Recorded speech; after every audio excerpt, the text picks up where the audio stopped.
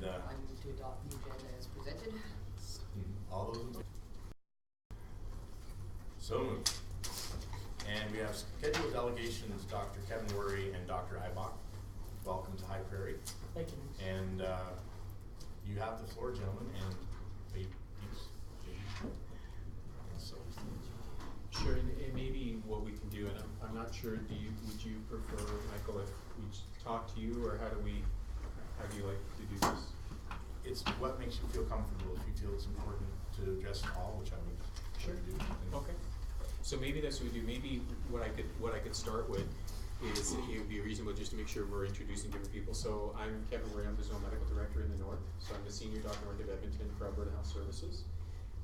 This is Dr. Rich Ibach. So Rich is the Deputy Zone Medical Director. He's the senior physician that oversees High Prairie. So Dr. Unger was previously looking after this role, and with a shortage of physicians in Wabasca, really had to focus. And Rich has been kind enough to step in and really provide that senior physician leadership. I think almost everybody would know Roxanne Stuckless. So she's our Director of Clinical Operations for Area 6. So that's really we're looking at McLennan across to about Wabasca.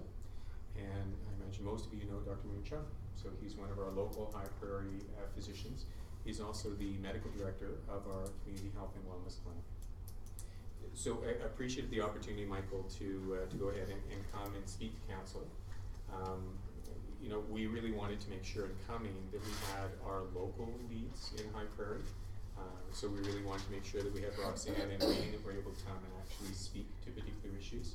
Because one of the things that certainly Rich and I really have tried to emphasize is while we would provide a support structure, ultimately we're looking for something that's based more on local decision making and has that sense of local accountability. So as we've developed the model and as we ran into some particular challenges, a lot of it has been developed with, you know, Wayne indicating, could you look at this, can we look at that, how are we going to address this? Same sort of thing when it's come to Roxanne. Same thing when we've gone to talk to some of our other docs. Like one of our first conversations was with Dr. Laughlin looking for his advice on how do we handle this. So maybe, if it's okay, I would probably want to emphasize 3 points just in starting, and then there was one particular question that we were hoping we could actually ask council, and don't need an answer tonight, but was looking for council's advice over a period of time. I guess the 3 points that I'd start with, and I have to admit it's as it related to the MD Council this afternoon, probably one of the points that is more emotional for me, but it really matters to me is, you know, there has been a suggestion in the media that really there is a lack of respect that either myself or AHS has for Dr. Laughlin or Dr. Edwards. And I have to admit that's really not how I feel. It's not really how AHS sees it either. On most of the conversations that Dr. Laughlin, Dr. Edwards and I have had about healthcare issues, I'd say in the vast majority of stuff we're actually very closely aligned. And as Michael, you and I had a chance just to chat briefly before the meeting, when Dr. Dutoit came to speak to us and, you know, gave us the heads up around the end of August saying, look, I'm probably going to be leaving, I'd ask you to keep this confidential. Like, he hadn't even spoken to Wayne at that point or his staff, but he said, I feel duty bound to tell you this is probably what's going to happen. And I think he had recognized at that point that if he was stepping out, there would be a major hole in the provision of emergency services, and that's really what we want to do. But in knowing that and in looking at things, one of our first steps is I specifically drove up and took Dr. Laughlin out for dinner because I wanted to sit down. I mean, this is somebody who's been here for decades. This is somebody that knows the community, is phenomenally dedicated, provides quality service, continues to. Same with Dr. Edwards, and wanted to turn to the our local people and say, what have you found is working, what's not working? With this transition, we've actually had 12 physicians that have left High Prairie in the last 5 years, and that stands out in the North Zone. That is a huge loss compared to the vast majority of other communities. So we're meeting with Robin to go, well, what do you think? What's different? What do you think will work? How do you think we should manage this? And so that's why for me, one of the things I did want to get across is the respect that we do have for our longest standing physicians in the community. And to suggest otherwise, I just really have to say is simply not true. The second thing we would want to get across is the difference between the government of Alberta and a regional health authority. So at Alberta Health Services, you know, we're part of a regional health authority. We're not actually part of the government of Alberta.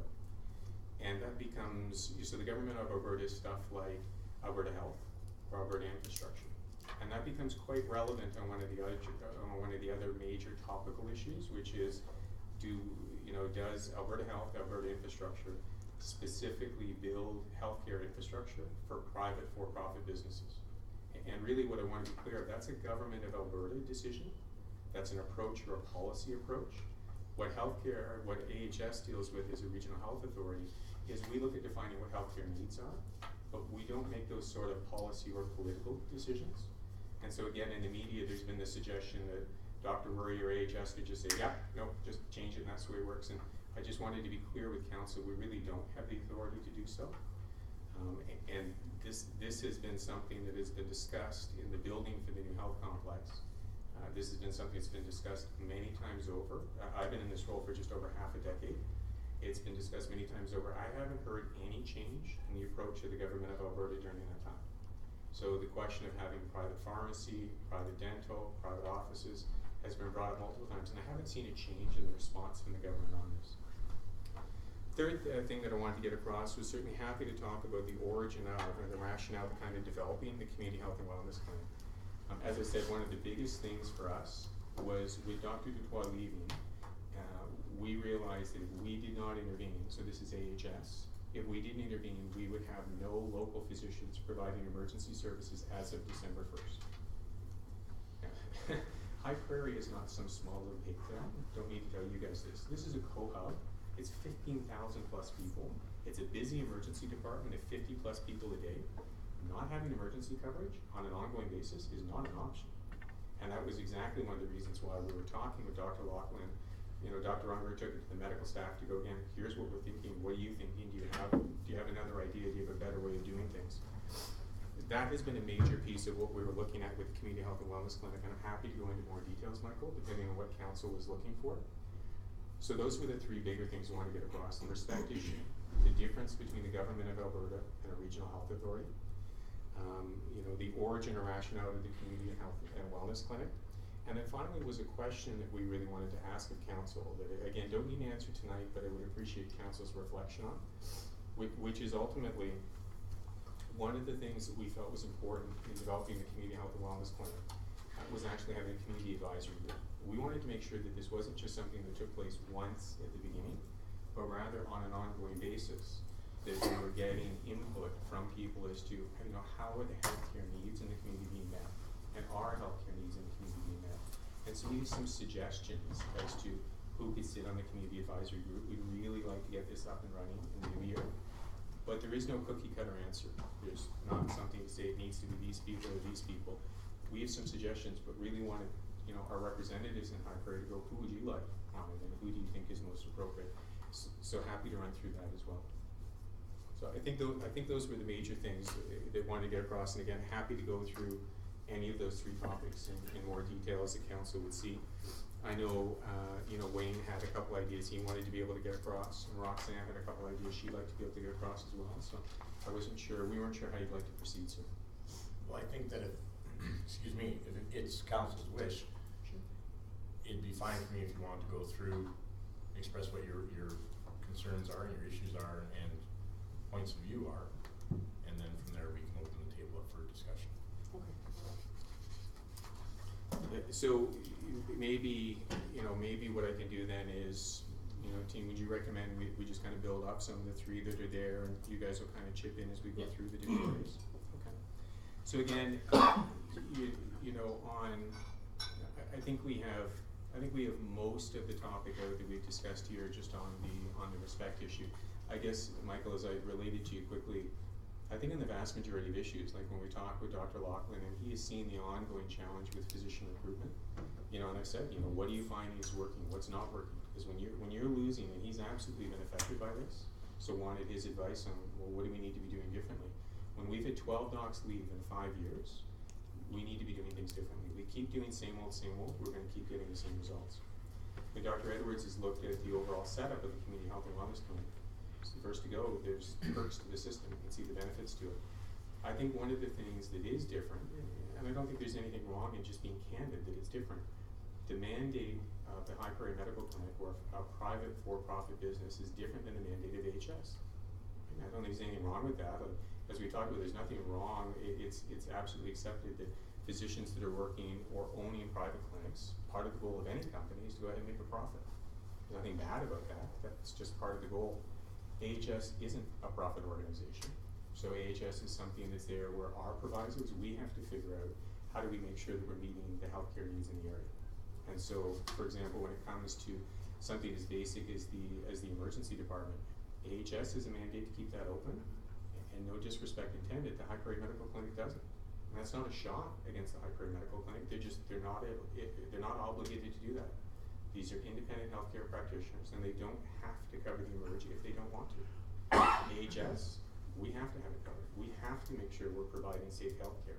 And when you have different goals and you have different mandates, then you all end up with different approaches. And that's where you can also have differences of opinion on some issues. I think, again, just overall on the difference between the government of Alberta versus a regional health authority, I would simply highlight that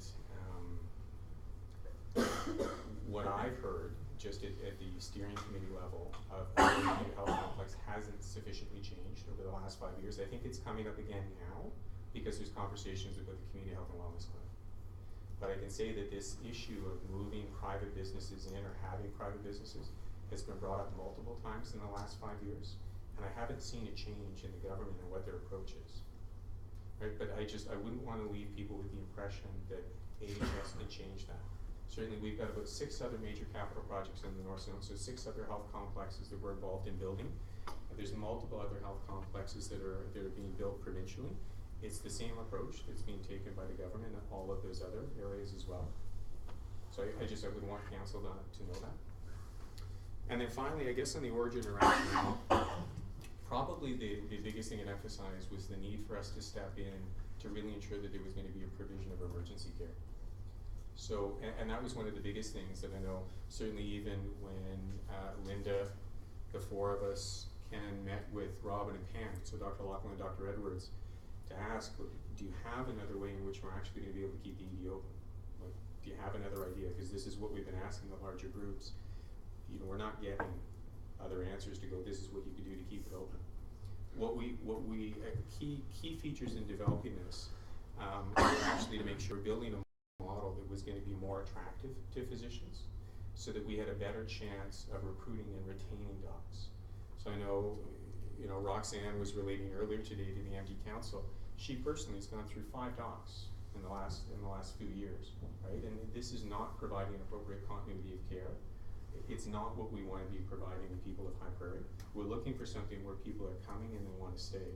So we built the Community Health and Wellness Clinic based on some feedback from our physician resource planners. So these are the physician recruiters, Wayne, Dr. Lachlan, Dr. Ibach, Roxanne, multiple others, to have something that we felt was going to be more attractive. So, there really are 6 principles that we've emphasized. One of the first ones is that all community health and wellness clinic physicians have an ongoing commitment to providing emergency services. Now, what people may not know on council is while many new docs provide emergency services, right, if it's not explicitly laid out in a return of service agreement that a max is 3 years, right, you have no obligation to provide emergency services after that. It's actually a challenge in the current setup and a challenge in the current agreements or compensation system in between physicians and Alberta Health. Because as everyone around this table would know, the provision of primary care and emergency care in a rural area is intimately linked, and you have to provide the emergency services. But again, just in being very candid, as a typical community doc in a rural area, you have no obligation, ethically or financially, to provide emergency coverage. So what we put in is any of the physicians that we'd be bringing into the Community Health and Wellness Clinic are making an ongoing commitment to the emergency department. So not for 2 years, not for 3 years, but on an ongoing basis they'll provide that service. That's huge for patient quality of care and safety. And it separates this sort of clinic from a traditional community clinic model. Excuse me, I Sorry, go ahead, missed the intro, sorry, Sure. I was at work. So my question, are we allowed to interject through or wait for the presentation, then do questions? Whatever you like. What's the process?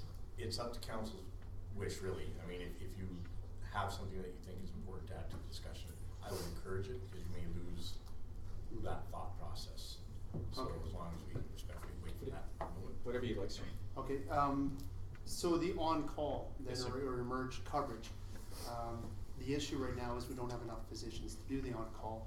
The ones that are here get burned out because they're on every second day or every third day, etc. Yes. So what is the idea, or what kind of contract, just because you're bringing someone in, they're just gonna burn out also and leave? So part of what we have to do is we have to make sure that we're creating an attractive enough model that that you can recruit enough people in to build that critical mass. We asked exactly that same question. That's exactly what Wayne, Rich, and I have talked about multiple times. So the critical mass at a minimum is 4. 4 people providing regular ED call, but that doesn't provide enough leeway for holidays or sick time or other stuff. So we figure in the end, like when Wayne, Rich, and I have talked, you really need probably about 6, right? Safe to say? Really need about 6 is what we were talking about. So what we felt we needed to start with, so when we were looking at this, it was only with the creation of this particular clinic model that we had, ended up this with people that, so we have 2 physicians in particular that had previously looked at High Prairie and said, I'm not interested, who actually specifically came here. They had never even been to High Prairie, but they specifically chose High Prairie and signed contracts for High Prairie based on the clinic model. So they were looking for something, for them, the principles in this clinic, and we'll run through all of them, made it attractive. That's the sort of style of medicine they wanted to provide. So that would give us really, we'd be in a position that you'd have 3 in your core. So you're not quite there that you need the 4th. So we built and are still completing the call schedule for the next 3 months, but we have regular locums that are coming in to provide that cushion right now. We have 2 other physician leads we're working on. One of them is actually a female doc completing a residency at the U of A, whose hubby's actually interested in providing addiction and mental health services, so that would be a great fit. Because I think anytime you can lock a spouse in to the same community, your odds of retaining somebody longer term are much higher. And what we were thinking, sir, was that we felt we needed to do this in phases. The first phase was stabilize, because you're in crisis mode. You have to bring in enough people that believe in the model and want to stay and actually keep the ED open. And we rely heavily on our relationships with Grand Prairie for that sort of locum support. What we've also done is we have built, and we've got 4 different physicians interested in providing medium-term locums. And what I mean is, they're not coming for 1 shift. They may come, for example, a week a month to provide a chunk of ED call and give the guys a break. So we have 4 different physicians that are interested in being part of that as of today. So that's very good, because if we don't provide Wayne, Yater, and Alpheus with a break for an ED call, as you point out, they burn out and leave. We're thinking exactly the same thing you're doing. So that's in the first phase. In the second phase that we need to get to, and it's an important phase to get to, is once you've stabilized the ED, we need to look at the fact that High Prairie is a co-hub. And what I mean by that is, we're really set up to go ahead and provide and want to be able to provide subspecialty services at High Prairie as well. So one of the first things we have to figure out is, looking at postal code data, can we actually support a maternity program? Right? And again, if you look at the raw data right now, it's incredibly misleading, because we don't have a lot of docs doing deliveries right now. We don't have a heavy MAP program. So if you look at the current data, you think, there's no need for it. But if you actually, But we can't do deliveries. and that's my point, sir. So you have to look at the postal code data and see the people that actually live in this encatchment but go elsewhere because they can't get the service. So our bet is that's one of the first things. So you want to then fill some of your final positions, because you're probably looking at 6 to 7 docs. You really need GP surgery, so you can pull the babies out so they can do C-sections, and you need GP anesthesia, right? Because obviously you've got to put them to sleep and actually pull the babies out. So that's what we're looking at in that next phase as we build the interprofessional team. Yeah. Well, so ER has an incentive that's 3 times the pay, I believe it is, for a patient if you see ER versus a clinic setting. I don't know. I'm guessing about 3 times the pay. So there is a strong incentive for a primary or a private business or private physician to go ahead and work there, because they're going to earn 3 times as much money. We had a physician stay here for an extra year and a half after his family moved because he loved the money so much. Right? And then he left. Right. Talking about, you've got 3 physicians and primarily like at least 4. Was there another physician in the community recently at a clinic working, and then was informed that he wouldn't be at this community anymore and was requested to go to another one? Yeah, so again, while trying to respect physician confidentiality, because I think everybody in the room knows That's what we're why I'm talking leaving about. it all blacks right here. But just in trying to respect that confidentiality, what I can tell you is all High Prairie physicians were invited to join. And I know, in particular, Dr. Ibach had specific conversations with some physicians who, when the model was explained, and again, as I go through the principles of the model, and Wayne would be the first to tell you, this isn't the sort of model you go into if you want to make a boatload of cash. This is the sort of model that you get into where you be paid well for your time, but you're investing more time in patients, and that's why choosing the right sort of people are key. And when the model was explained to the physicians, we've had physicians who said, you know what, I'll pass on that. Now, to some degree, this is good because you're actually having docs that get to pick and choose what particular model they want to work in. But then you're saying a physician's already left because of the new model coming in.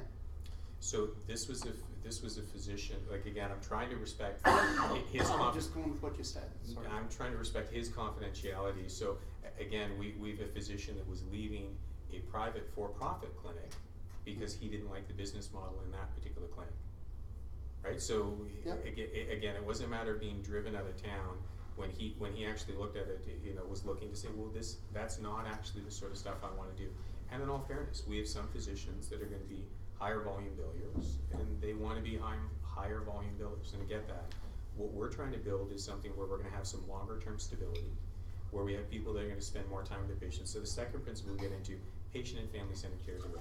So docs that will actually spend more time with their patients, which again is one of the things that Wayne articulated was important to him right from the beginning.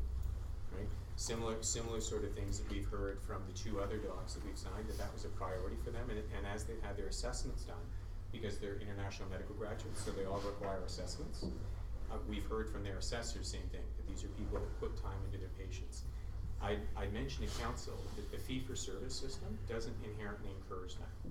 So the fee-for-service system is you get paid when you see whites of the eyes. Most people in public are shocked to hear that there's no quality metrics in fee-for-service system. Basically, in seeing a patient, you can bill for it. The quality of work is not questioned and not evaluated.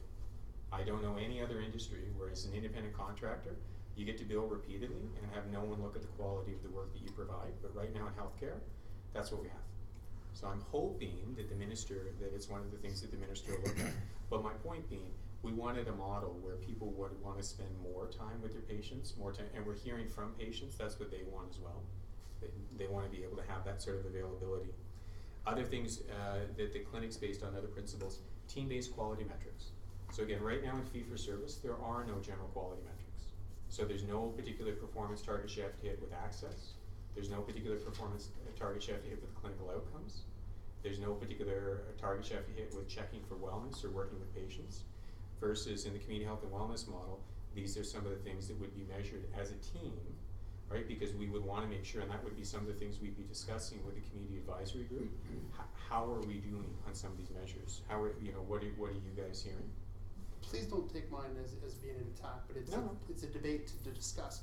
Sure. One of the models that happens, if I go see a physician and I don't think I got good care, I go to a different physician. Right. Now he's just lost that future sale every time. It's customer service, right? Yeah. So there is a balance check situation in place also at the moment. There is. The only challenge that you run into is when you're under-doctored. They go to McLennan, they go to Frivality, they go... Well, actually what I was going to get to is, and again, perhaps overly candid, it doesn't effectively change their income because they have so many people waiting, it doesn't actually change things. So their income is actually quite stable. But even outside of that, I appreciate that people can vote with their feet. We want to make sure that the docs that we're recruiting in believe in certain core principles that are going to, we think, provide something that keeps more retention of physicians, but also is going to provide good quality of care with some of the stuff that's being looked at internationally. So the traditional fee-for-service system is not something that we're seeing newer healthcare systems push and say, hey, this is helpful. There's actually a move away from it. So for example, in our clinic here, Wayne and his colleague has expressed an interest in looking at what's possible with an ARP, so an alternative remuneration plan. So that again, it's something that would actually support these sort of core principles, that as you spend more time with patients, one of the other core principles is teaching. All right, so under the fee-for-service system, when you need to recruit, as Roxanne has to run into all the time, not just med students, so not just doctors, but you need whole healthcare professionals. You want the opportunity of being able to teach students, whether it's nursing students or others. But again, in a fee-for-service system, there's no component that supports teaching. All that happens under the traditional model is that's time taken away from money you could have earned. And it's one of the reasons why in some of our rural communities, we don't have people doing a lot of teaching. Now right now, we're lucky where Dr. Laughlin's got a great med student who's actually putting in the time. So we've had people here putting in that time, and that's going to be important for us. Teaching is always the longer term investment. You're really looking, because certainly your med students are a minimum of 4 years out, then they've got 2-year residency minimum. So you're really looking at a 5 to 10 year plan. But you really want to provide that longer term stability. And as we've done this in other North Zone communities and done this grow your own with teaching, that's where you're starting to see the 5 and 10 year stability. Rather than some of our communities like High Prairie, where every 6 months you don't have a good feel of what might come because you don't have an up and coming core that's coming through. So in some of these other areas, again, between med students, residents, and everything, you know the next generation that's coming through. Sorry. So I think one of the, 2 of the other things maybe I'd mentioned as far as principles are important. Direct patient access to interprofessional team members. So again, in a traditional fee-for-service model, often you got to see the doc first, and you got to see the doc first because otherwise the doc doesn't get paid. Versus, in these sort of setups, if someone needs to see a dietitian or needs to see an addiction mental health worker, right, they'd be in a position that they can actually see that right provider. Final thing is, as we build up the right size of the team, ultimately we want to move to the provision of after-hours care. And again, it was one of the things that was highlighted at the MD Council this morning, the value that they've seen in other communities that can provide that after-hours support, you know, in community clinics. So those are the 6 principles that as we're looking at people, and Roxanne, whether she's looking at people either for a nursing perspective, so interprofessional perspective, or Wayne when he's looking at physician colleagues to join, these are the conversations we have to make sure that we're finding that right fit. Now, one of the perks we have of having 2 clinics in Canada, and it is a perk, is, you know, you're offering a very different model, and so it will attract different types of physicians, which is great, because we don't ever want to be in a position that we're, it's exactly as you were commenting on, sir, we don't ever want to be in a position that people are turning away, because they go, well, geez, I don't want to spend that much time with patients. I don't really want to have to be responsible for quality metrics. At this point, you really have the option of 2 choices. So under the community health and wellness center, so currently or previously, I'd go in and see my doctor, and he'd say, Quentin, you're overweight, you need to see a dietitian, and they'd set up things, and I'd go see a dietitian. You're saying under the new system, I could just call the dietitian and go straight to the person, or do I see somebody else who then steers me to it?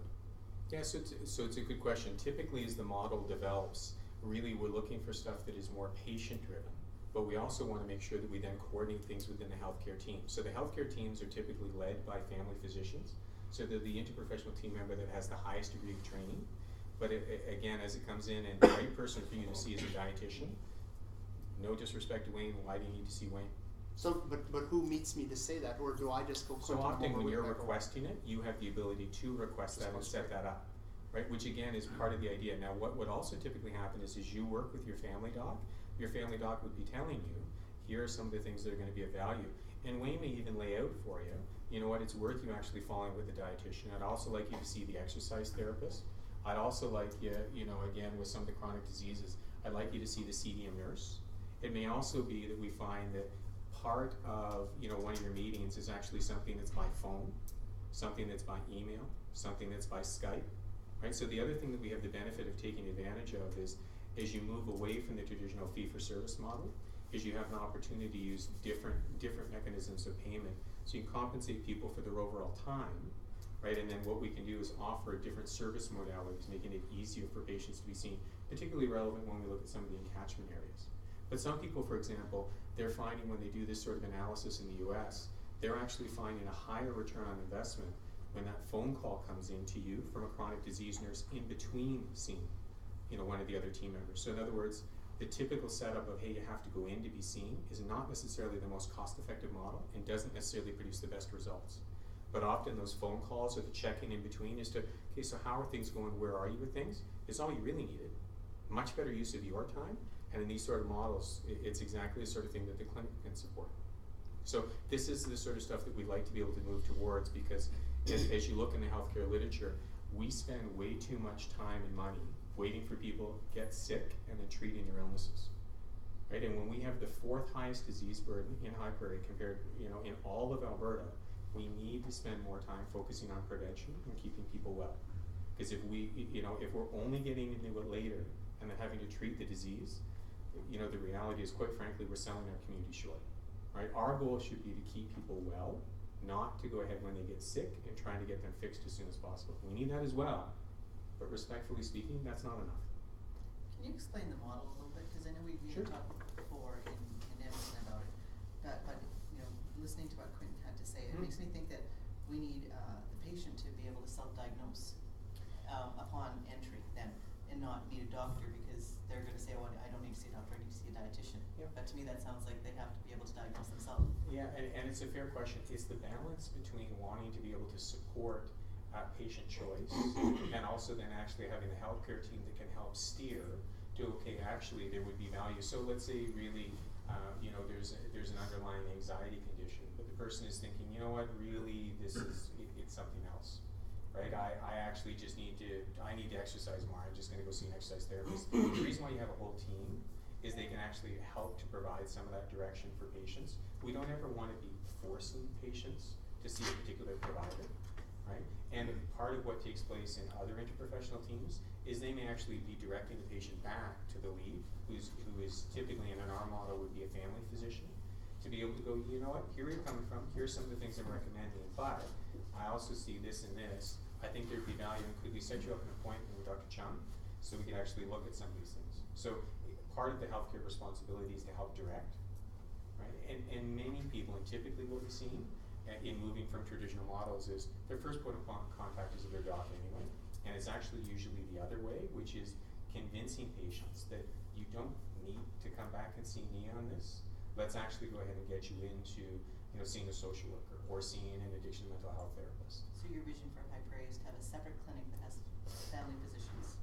People will see them and then go here. No, so it's in the community health and wellness clinic where you have physicians in the community health and wellness. They'll be the family doctors that you're speaking Yeah, of? so they're family physician, yes, right? Now, if for example your family doc is in a high Prairie medical clinic, you can still absolutely access members of the interprofessional team in the community health and wellness clinic, because we don't ever want artificial silos or artificial divisions.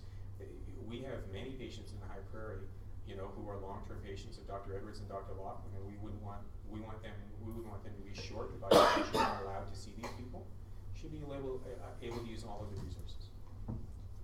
And just to add, sorry, and you know, High Prairie, for example, has fairly, as Kevin pointed out, fairly high incidence and prevalence of chronic disease, and also, you know, alcohol, tobacco addictions, and obesity, and a number of other issues as well. And you know, for a good example of that is rather than self-diagnosing, you know, say I am a smoker and I need to go in for smoking cessation, or I need some supportive therapy for that, or to promote my exercise and my weight loss and positive reinforcement and dietary support and so forth. You know, not all of those patients will need to see a physician first for things like that. But part of the team and part of the accountability as well is making sure that the team is linked with regular team meetings, knowing who the patients are, on regular discussions, being able to say, you know, Mr. Jones came in today and he was talking about weight loss. Oh yeah, I saw him last week, and we kind of adjust his hypertensive medications and so forth. So kind of having that collaborative approach. So it's not just the silos where somebody goes in and they're forgotten about from the physician. It's still a team. Who does Mr. Jones talk to upon entry? Like, who is he speaking to? So the receptionist? So part of the job of the team, and Kevin can probably elaborate more on this as well, is being able to effectively triage some of those patients that come in. Just like when you go into an emergency, you have somebody being able to say, you know what, you have to be seen right now. You have to be seen in 10 minutes. You have something that perhaps isn't even emergent, although that's a whole different story to discuss as well. But certainly in the clinic sort of situation, what we're seeing in different models and in different areas as well, that effective type of triage is possible, and it is a collaborative effort. So it's not just necessarily laid upon one person sitting at the desk saying, no, you come here, you go there. But again, in collaboration with team members that are readily available within the same space, being able to direct them in the right So who's the first point of triage? So LPNs often provide this. You need somebody with medical knowledge, right? They can actually provide advice. Because often what someone will come in and say, well, here, you know, and what the team does, and every team does it differently, but often what they'll do is, okay, well, tell me what your symptoms are. What are you running into? And that's where, again, having someone like an LPN, they can actually go ahead and appropriately direct. Well, actually, this would be a good person for you to see. Or, you know what, I think it's actually more this. Why don't we get you in here? And that's the reason why it's that blend between administrative support and booking the stuff, but you also need somebody with clinical skills. So that's how the model is developed in other communities, because you need that LPN support up front. And will there be a duplication of service? So you're talking about a dietitian, and you're talking about a clinicality in the hospital. So the hospital will have a dietitian, will they not? Or will this be the same dietitian that the hospital So has again, on staff? so, go ahead, sir.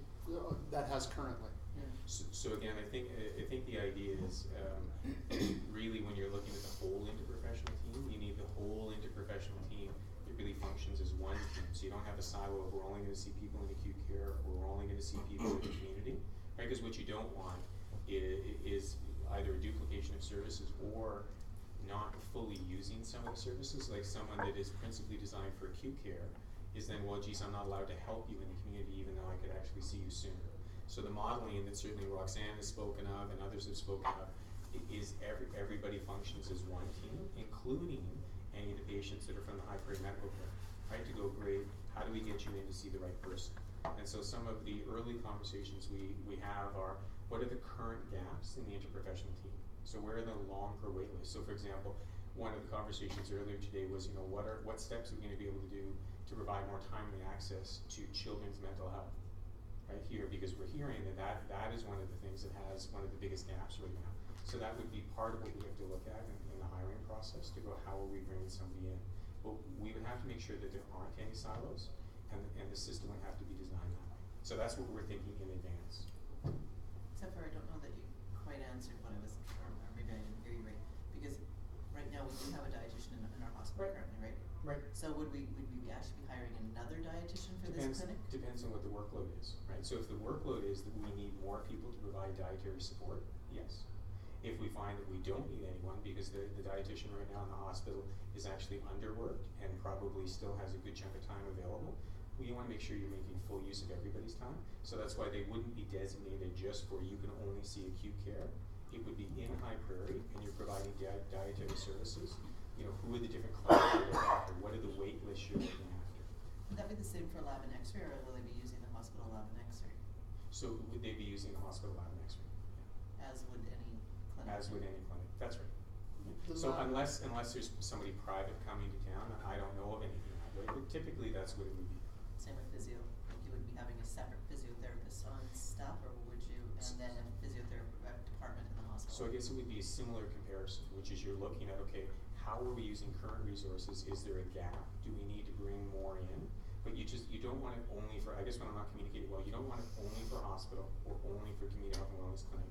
It's gotta be that person supporting the whole community. And then really it's a question of, do you need to add more to it? So if we don't need to add more to it, you're not adding somebody. So who owns the clinic? Who owns the community health and wellness clinic? AHS, in the same way that AHS owns the hospital. Right, so it's the same employees, right? And that's the reason why you can bring them in under the same team. So wouldn't you classify what's currently there also a team? Yes. The PT works with the Yes. both clinics, the Yes. OT, everybody all works together as a team. Yes. So we're just adding to that I like as pros and needed. cons of both systems, don't get me wrong, I'm just trying to get more information. No problem. So what I would suggest, sir, is that when we have the fourth highest chronic disease burden, we are not adequately meeting the interprofessional team needs in the area. So you've done an analysis to find out why we're at the fourth? Yes. Where So are the actually- underlying issues? Is it I don't think but I don't think community health and wellness center is actually gonna solve that. I actually think it'll make a big difference, sir. I think you're wrong. I hope I'm wrong. No, really I do. think you are, but let me explain why. For example, the amount of, like when I talked to Roxanne today about provision of chronic disease management nurses, okay, we have the fourth highest chronic disease burden in the entire province.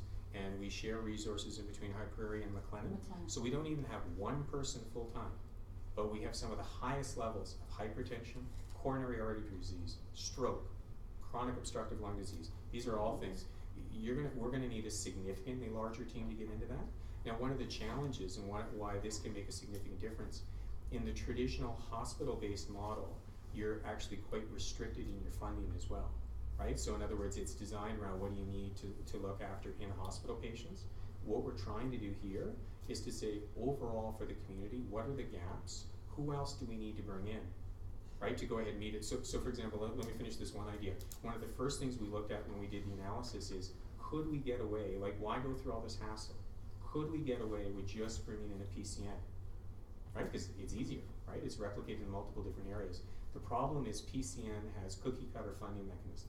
So whether you're in downtown Calgary and you need limited help, or you're in High Prairie, you've got the fourth heaviest burden, you get the same amount of funding. which is $62 per patient. And in looking at it, it was nowhere close to what we need. So when we did the analysis based on the population, the disease incidence, and we have all that data, what we're looking at for hypertension, you know, and these are untreated cases, right? They're not getting the care that they need right now. You know, we realized that we needed between 4 and 5 times as much support as what's present. So what I was gonna say is, Alberta Health holds the wallet. If Yeah. there's a need here right now, Yeah. they could open up their wallet and start fixing that need. Yeah. By opening up a CHWC, I don't know if you've got better access to that wallet. Maybe that's the way it's gonna work out, I'm not sure. Like renal dialysis, we've had issues for years. We have a high, you know, diabetes rate. So it can be, and you raise a good question, which is there a reason why you actually have to open a community health and wellness clinic? You know, in all fairness, that's a titling thing, right? Like we had to come up with some title as to what this clinic was going to be, where it really puts a focus on keeping people well and in providing a different provision of health. We also realized that we needed something that was actually going to stabilize physician services. So the interprofessional thing is very important, but the chronic conflict and the chronic challenges in physician services to the point where we can't stabilize emergency services was a fundamental step that we had to address, and that was a major reason why it was working to develop it. So to build a model that would attract physicians to come and they want to stay. But you're absolutely right, sir. Could we go ahead and just add to the team in hospital? Sure, I guess what I'm saying is whether you're adding to them in hospital or through the community health and wellness clinic, again, in the new center, this is all part of the same team. And what we would also respectfully submit is that, you know, even as a PCN develops, right? Because my bet is the High Prairie Medical Clinic will develop a PCN and they will be able to bring in some resources. Again, in our minds, like we'd be working with the PCN, and AHS sits on the governance board. We'd be sitting back going, okay, well, what are you guys thinking? What do you want to bring in? How does that influence who we recruit? Because it should be everybody working together to make sure we get more people the timely access that they need. Is that? Yeah, it does, and I think you hit the nail on the head 10 minutes ago when you said that really it's going to come down to education. And to me, that's where you're going to change it 15, 20 years down the road. So education as well as something that's more attractive to bring the guys in, to bring the docs in, because the traditional style, and this is you know, the first dinner I had with Robin on this, going, okay, what are you going to do in your clinic? What are you thinking? What are you finding works? And Robin's the first to tell you, you know, our newer grads and newer people coming in don't want traditional models. They're not as attracted to traditional models. And what we've been doing hasn't worked in going ahead and recruiting and retaining the docs. So that's where, when we've gone to the healthcare literature and when our physician resource planners are talking to potential applicants, who again, there's 60 other vacancies in the North Zone. That's just North Zone, okay? 4 other zones. And we're competing with other provinces, and we're competing with other countries. So all the physicians lined up in the Community Health and Wellness Clinic right now are international medical graduates. Over 80% of our docs are international medical graduates. So we're competing internationally for physicians. So we needed something that was going to be attractive to the type of lifestyle, to more than anything to the type of medicine that they wanted to practice. And again, that's different than a traditional community clinic. So that was a key piece right for the beginning. And I didn't want to lose that, because if we didn't stabilize the ED, with all due respect, the interprofessional stuff is not as important. Like if we can't treat heart attacks and strokes and other acute conditions in a timely manner, the other stuff is far less important. Yesterday, our mayor had a question about how the pay structure is going to be for the new physicians under the Community Health and Wellness Center. Right. We were originally we were thinking it was just an X amount per month or whatever it is. Right. It doesn't matter how many patients you see, Right. because you're based on a model. And then someone was saying, well, maybe it's tiered. Right. You see an X amount, you get. We heard there's an overhead of 10 to 15%. Right. Maybe you increase that overhead for each number of patients or X amount of patients afterwards. What is the model? Gotcha. And I think I was wrong with the tiered system. So let's hear what it is. Sure. So I think the biggest thing is what Wayne is trying to move towards, which is, you know, what are we able to establish in an alternative remuneration plan, right? So I think that's the bigger thing that people are interested in, so that consistent with the principles, right? Because literally when you're actually bringing people to High Prairie and they've never even been here and they're going to sign a contract never having been here, that talks to the strength that they see in this model. But this sort of model is supported by people that whether you're teaching, or you're going to spend more time with patients, or you're going to work on addressing, hey, what are you doing with the self-management of your issue, which again, in all fairness, the fee-for-service system doesn't address. that you know that you would still be compensated fairly for your time. That's what certainly Rich and I will be working with Alberta Health to help the local docs to actually go ahead and have, and it will intimately link it to the provision of emergency care. So I'm going to be able to give you a definitive answer. These things typically take about 9+ months to develop, but that's what we're moving towards, so that it's something where the guys know, when coming in, I'm paid well for my time.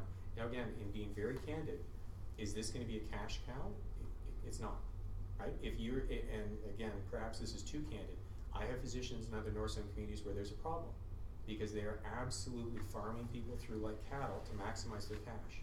You can make more money in a fee-for-service system than you would in this model. But with all due respect, that's not what we want to build. We believe that High Prairie deserves better. The people that want to put in that time, we try to avoid the people that are doing that sort of billing practice. Does that make sense? Well, you're just telling me that right now you don't have one, but you have 2 physicians or 3 physicians Right. lined up. So there's something in place at the moment, but it's not finalized. It'll be. That's right. It's a so process. it'll transition. So are they paid right now per patient? So it's a fee-for-service system, same as Okay. you would have in a traditional setup. It's got a variable overhead rate, so that people are in a position that as they spend more time with patients, they're not naturally disincentivized for teaching or for going ahead and spending more time with patients. But what we're also hearing from the docs clearly is this is a transition. You know, again, it's only in transition because to develop an ARP with Alberta Health takes several months. But what we're hearing from the guys is, really, we want to move to an ARP. We want to move to something where we're going to be paid fairly for our time. And then again, as we know the details of that, I'm happy to share it, because in the same way any ARPs are public. And happy to describe what it is. But that's what we're hearing the guys are interested in, and that's what we're going to support them in developing. So you're talking about LPNs and whatever, and we had this discussion before amongst us. What's the difference between what you're proposing as your model and what is in Slave Lake, the FCC. So it's a good question. I'd suggest that this particular model has got tenets of the former associate medical clinic. So like right now, I think even in Wayne's words from yesterday, and I was asking, how are things going? He goes, it's not a lot different than it was before. That's exactly what we wanted. It's just to get past December 1st and not have the floor fall out, because we needed to keep the ED open, not have the guys burn out, and still provide that service. It's going to have tenets of a primary care clinic, where basically you have interprofessional team members that are working directly with docs. It is going to have some of the tenets of an FCC. We want to move towards having after-hours care, right? We want to move towards having one location where people can go to. I think some of the ways in which it's very distinctly different, this was actually developed with local people. And FCC was a premier's political promise to say this is the way it's going to be. And it also came with very strict instructions from Alberta Health as to you will do this. And if you don't do this, we will not support it. Right? And so what ended up happening is in many communities, the healthcare providers looked at it and said, yeah, no, we want that flexibility. We want to be able to do what we find works for us. We don't want to have to follow, your cookie cutter model. Right? So in my mind, that's probably one of the biggest differences. The lack of politics, I have to admit, is huge, because it actually allows the local team to go, okay, what do we actually need? Not what does the Premier want us to do? I mean, no disrespect, but I'm not convinced that the Premier actually knows what High Prairie needs here. Right? And that's where we really believe in that component of local decision making and local accountability. So I think that's probably some of the biggest differences. Does that make sense? No. No? Okay. Because your family care clinic also has a board that is, So Slave Lake doesn't have a community. It doesn't have a community advisory group. So this one, well, that's a good point. So this, the community health and wellness clinic. Part of what we also wanted was that we wanted the ability for the community to go ahead and have a voice in healthcare on an ongoing basis.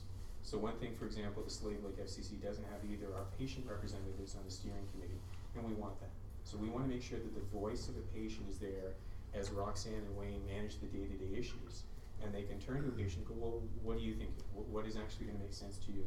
But we also wanted to make sure, because often someone will call Linda, or they'll call Ken, or they'll call Pearl and say, I've got an issue. right? Or they'll call an HAC member. We wanted to make sure, okay, what are you guys hearing? Are we meeting the needs? And again, this is what we're thinking. Is it making sense? Are we meeting needs? So for example, in other communities where there is that close relationship between our elected officials and healthcare, not unusual that Rich will get a phone call and say, hey, by the way, I'm hearing it's taking this long to get in and see someone. How can you help? That's part of what we want to develop, because we really want it developed by High Prairie for High Prairie. And again, that's very different than that FCC structure, which doesn't have that. Okay, so right now we have a doctor shortage or a doctor issue or whatever. Yes. And as Alberta Health Services or the Department of whatever, are they trying to kind of tie in this new clinic with the medical clinic, or is the medical clinic completely out of the hospital? Like, I'm kind of confused. Sorry, as to what's the location of the High Prairie Medical Clinic going to be? Yes. So my impression, and again, that's a Government of Alberta decision, but my impression is that through any of the meetings that have taken place in the Capital Project Steering Committee for the last many years, is that the government is not supporting bringing in private for-profit businesses. So my impression is the High Prairie Medical Clinic is not built into the new health complex, and that conversation, similarly to there's not a private pharmacy, and there's not a private dental office either, and that topic had come up multiple times for discussion over the years. So that's my impression versus, yeah. True, but I guess my question is, so with How will they work together? how do we work together, or where does the dentist that's in the hospital go? So, and again, I have to admit, I'm not sure, and I don't know, Roxanne, if you know. I know that there's been lots of talk about whether people are going to be building infrastructure next to the health complex for a pharmacy, for dental, for private medical offices. I mean, quite frankly, most people would look at it as an entrepreneur and go, my goodness, that would have tremendous potential. If not only, I don't I don't know if most people here know, the cost of building in a hospital makes me think that we actually work for NASA. Okay, because when I look at stuff, honestly, I've looked at it and actually been offended, because it's my lack of knowledge as a physician about some of the building codes and the costs that are associated with that. So by example, in Lac La Biche right now, a mess that Rich and I are trying to deal with is we've got a bathtub that has leaky pipes and then has leaked and caused damage. For us to replace the bathtub, clean up the damage, and this is in one bathroom, $350,000. Now I can buy a new house and property with multiple bathtubs in High Prairie for that cost. So I bring that up because, again, I think when the government's looking at, hey, do we spend healthcare tax dollars on building infrastructure for for-profit private businesses, or do we spend it on healthcare? I can understand why, because it actually is much cheaper for those for-profit businesses to actually operate outside of the hospital, simply because then they would pay typical market rates for stuff, versus actually in the hospital. It's very expensive to build that, and I've heard these sort of conversations with government before. So I would anticipate, and I know Roxanne related, these are some of the conversations that are taking place in the communities. What are people setting up so that it actually is going to be good for the local businesses, so that they're not actually paying really, really high rate rents, and yet at the same time they've got that proximity that people are looking for. So the pharmacy, the dental clinic, Right. Dr. Toit's office, the associate clinic, Dr. Locker's office, those would be closed and phased out of the hospital. So as I understand it, in structuring the new hospital, they're not building any space for private for-profit offices. So not phased out when the new when the new health complex opens, there's no space built into it for private for-profit businesses. And those have been the conversations at the health committee steering for several years. I understand that. Okay. The existing facility would be phased out and closed down. Oh, well, and it's interesting, this came up at the HAC, and I think, Ken had commented on this as well. Roxanne, do you know what the plans are for the existing facility? The plan is to decommission it. Yeah. And unless someone came forward and said they wanted to take it off our hands, but otherwise it's gonna be decommissioned. And Ken, weren't you saying this had something to do with some of the conditions? I can't remember if it was, some of the flooring or some. The asbestos. The asbestos, The building okay. is full of asbestos, so if anybody was to take it over and wanted to renovate it, the first thing they'd have to do is do an asbestos abatement program, and that is very, very expensive. That's what I heard. She understands it better than I do. So, I'm a little confused on Sure. the approach by Alberta Health or the government of Alberta. Sure. Cause they love the 3P model, right? Well, yes and no. And Like recently, the Minister of Infrastructure is moving away from the 3P model. I hear about it, but like what we heard in another center that Rich and I are looking at, they're actively moving away from it because they actually found that it was more expensive in the end. Because That's the way it is all around the world, but we thought we could do it better than everybody else. So we were gonna do that a few years ago. So I'm agreeing with you, I hate the 3P model, I don't think it should exist. And I agree, and that was the feedback we gave at the time, sir. And government said, no, we're gonna do this. And then sure enough, in one of our facilities that now is at risk, because government has looked at it saying, well, geez, what you guys said kind of makes sense, which is if you have to collect a certain amount of money from private investors, they expect a return on investment, right? So versus the government can actually borrow the money at a much lower rate than what the return on investment of a private investor would be. So not surprisingly, it's actually more expensive to do that model. The rumor is Dr. Roy is just gonna close his dental office, it's not gonna be worth his time for me. That's just the rumor, I have not spoken to him, confirmed anything.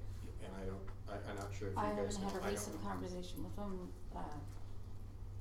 I know that was at the beginning, that was his thought, but I haven't heard anything concrete, but that's what his thought was. Previously, when the region was Kiwetanok Lakes, I know that the CFO at the time, Trevor McLeod, was quite happy to have rental incomes Yep.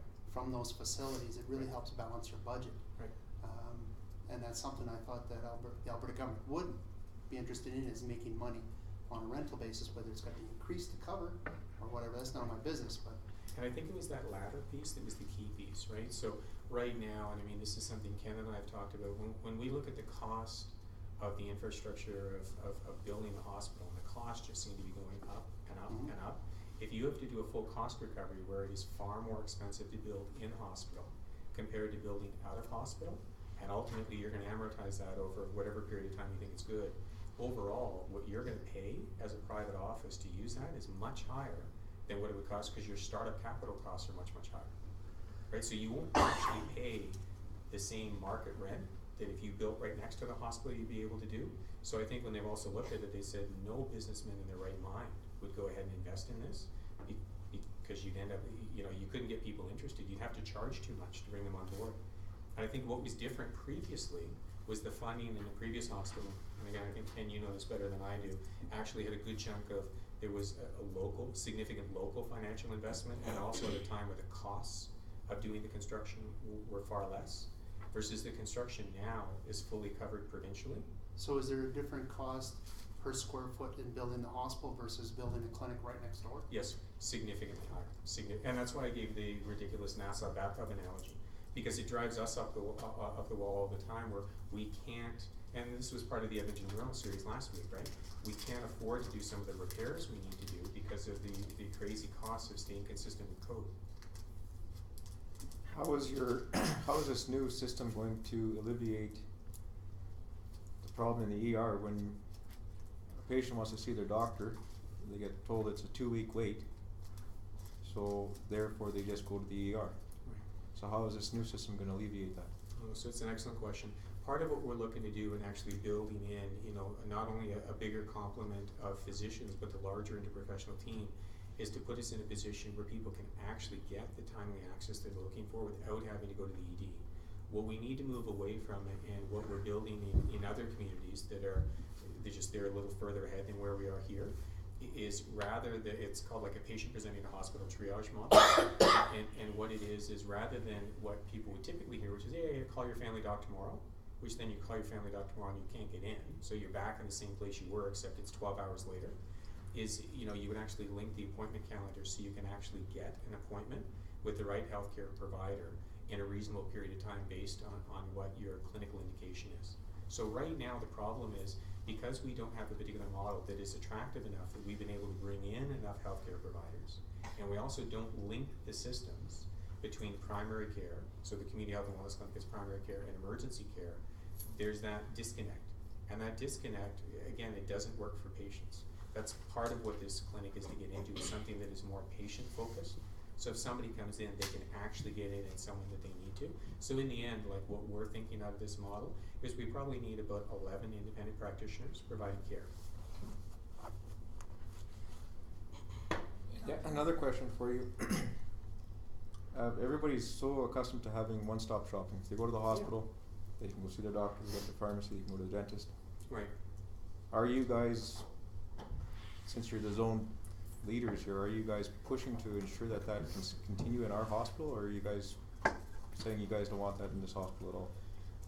I don't think we could say that you guys don't want it in the hospital. I think what I would say is there are certain approaches or policy decisions, right, that the government is stuck to, and I can understand why. We talked about why, and costing is a major piece of it. I think what we would like to see is the ability for people to have more of a patient-centered model where you can come and get the care you need in one place. And that's part of the reason for a community health and wellness clinic. The vast majority of other communities would have a family doc here, a social worker here, addiction and mental health over here. You're all over the place. Versus what this is to actually keep it in that one location. I think what I'm encouraged to hear is that there's an interest from some of the local entrepreneurs and seeing what are they going to go ahead and try to get off the ground next to the hospital. So it would be at a much lower cost. It would involve whether it's pharmacy, whether it's dental, whether it's some of the other private healthcare related businesses. So again, what AHS does is assesses medical need and then works on the delivery of those medical services. So that's really what we would focus on. So you guys would be, in continuing with that delivery, you guys would be having your pharmacy in there, you guys would be having your dentist in there, So when we've had the meetings, so I'm not describing this well, sorry. When we've had the meetings over the last several years of the steering committee to figure out what goes into health complex, the process for doing it is AHS draws up the needs assessment. What are the medical needs for the community? It then moves to a business case, it moves to a functional plan. And as it's gone through all these different levels and looking at it, the government was clear, we're not going to be creating space, we're not going to fund space specifically for for-profit businesses. So there is no space dedicated to actually having a for-profit pharmacy. It's not like the space is there and someone's just saying, no, you're not allowed to come in. They haven't actually spent the money to build it. And again, I point out, it actually is very expensive to go ahead and build that space. I think, I'm trying to remember, I can't remember, I think it's about 4 times for the High Prairie project alone, they've had to go back to Treasury for more money.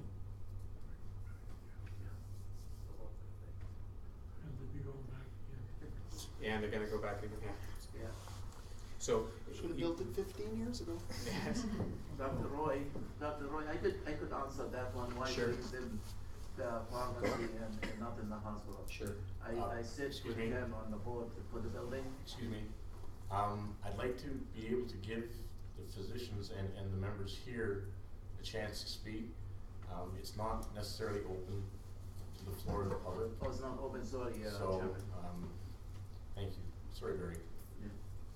So my final question is, you've got Dr. Loughlin and Dr. Edwards. Yeah. What are you guys doing as zone directors to ensure that these doctors aren't being pushed out and feeling that they need to either discontinue their service to the community or incur the cost of building their own clinic?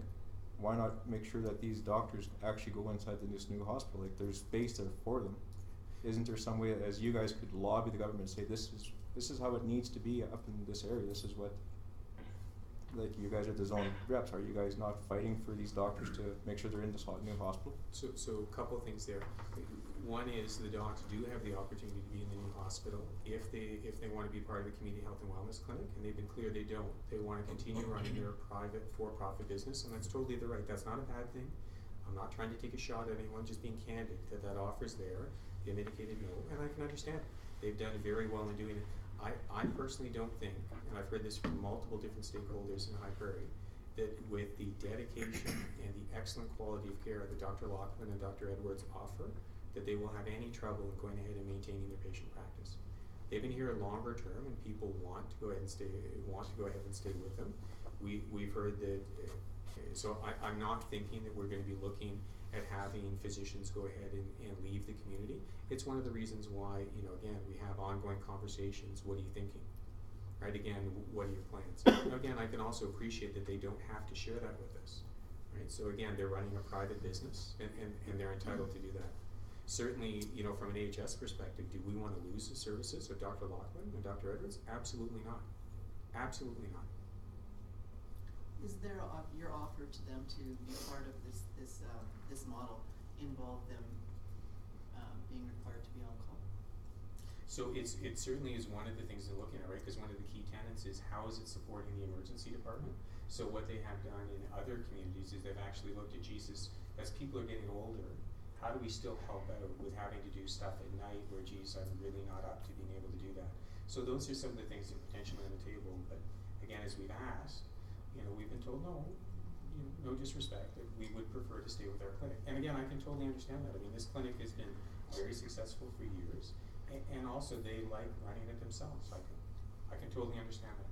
So I want to be able to respect their individual choices while at the same time saying, well, how do we work together? So in particular, they're working to develop a PCN, right? Well, if you're really working to develop a PCN, that's not really consistent with, hey, we're going to leave.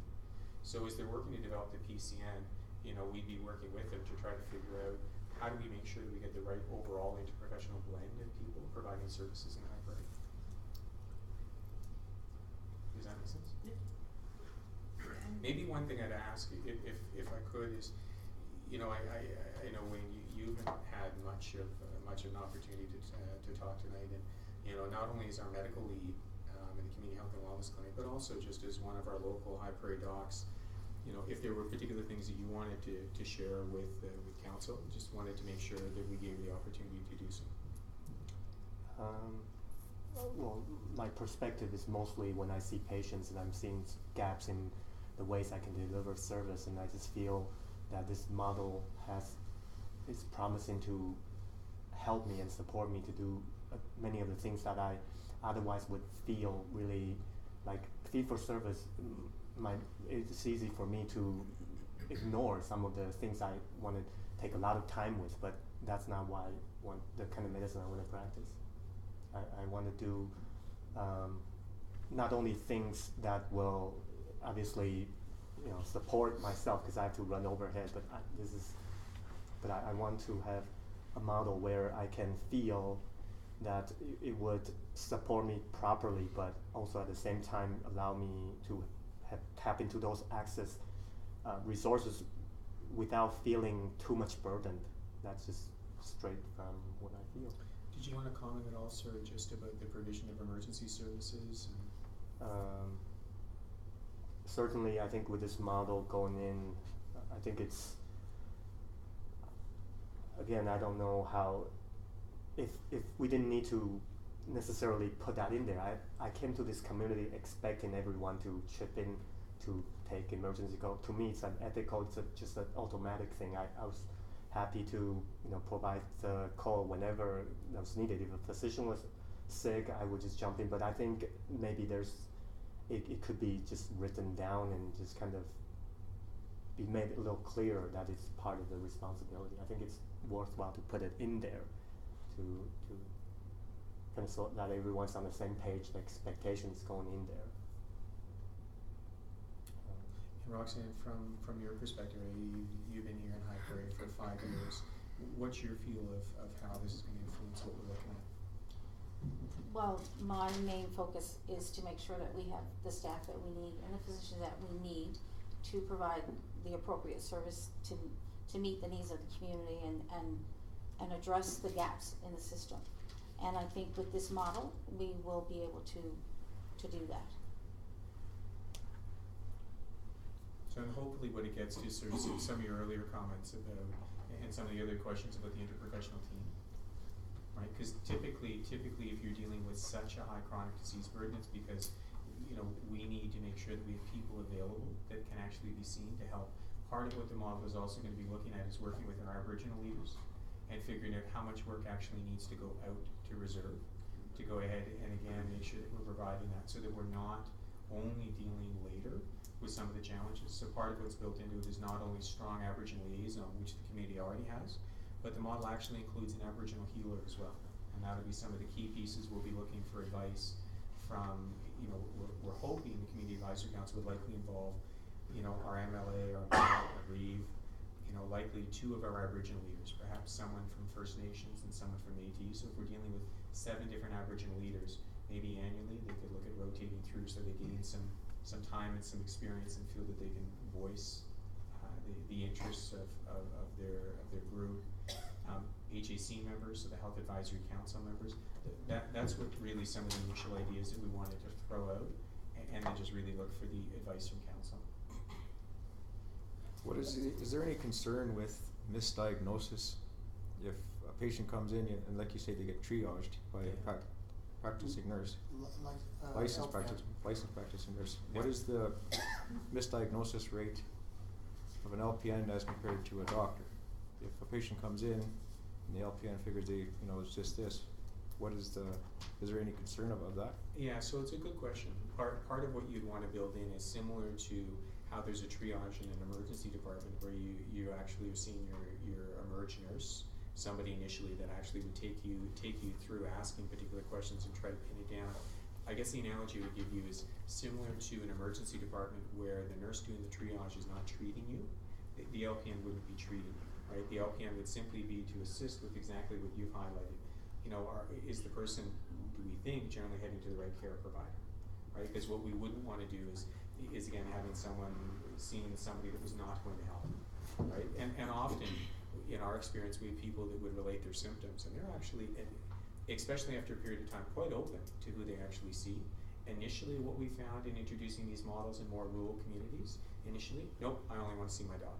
Nope, I only got to see my doc. And it actually becomes the physicians that are key people in leading the healthcare teams and saying, okay, fair enough, I'd also like you to see these other key people because there's so much I can do here, and I can prescribe particular medicine, and I can lead the team. But a major part of getting these things under better control is going to be your follow-up work with the chronic disease nurse, or with the dietitian, or with the exercise therapist. So I think it happens over time. What you bring up is something that, again, in another community, we actually run quality rounds. And I think part of what we have to do is be able to look at that as well, which is, are we in a position where we need to change the level of medical skill set in the initial triage? So does it need to be an RN, for example, like an emergency department, compared to an LPN? What we've typically seen in other models in primary care, so it's less of, you're not having trauma, you're not typically having heart attacks come in, right? You're typically seeing community issues, that an LPN provides the right level for that triage. But again, I think we'd have to look at it and see where does it need to go.